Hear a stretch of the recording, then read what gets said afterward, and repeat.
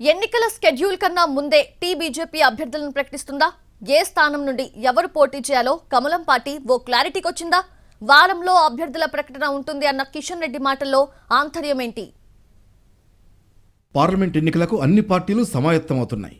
కార్యాచరణను వేగవంతం చేశాయి. వివిధ కార్యక్రమాలతో ప్రజల్లోకి వెళ్లేందుకు సిద్ధమవుతున్నాయి. అభ్యర్థుల ఎంపికపై కూడా దృష్టి పెట్టాయి. కమలం కూడా సంస్థాగత కార్యకలాపాలతో పాటు పొలిటికల్ యాక్టివిటీని స్పీడప్ చేసింది. మరోవైపు పార్లమెంట్ ఎన్నికల్లో పోటీ చేసే అభ్యర్థుల్ని ముందే ప్రకటించే అవకాశం ఉందని బీజేపీ నేతలు భావిస్తున్నారు. కిషన్ రెడ్డి కూడా వారంలో అభ్యర్థుల ఎంపిక ఉంటుందని ప్రకటించారు. దీంతో పార్టీలో ఈ అంశంపై పెద్ద ఎత్తున చర్చ జరుగుతోంది. అయితే 17 స్థానాలకు ఒకేసారి అభ్యర్థుల్ని ప్రకటించకపోవచ్చని తెలుస్తోంది.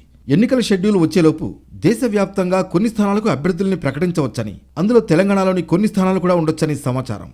అయితే ఫిబ్రవరి 16 నుంచి 18 వరకు ఢిల్లీలో నేషనల్ కౌన్సిల్ మీటింగ్ ఉంది. ఆ మీటింగ్ తర్వాత ప్రకటిస్తారా, ముందే ప్రకటిస్తారా అనేది క్లారిటీ లేదు.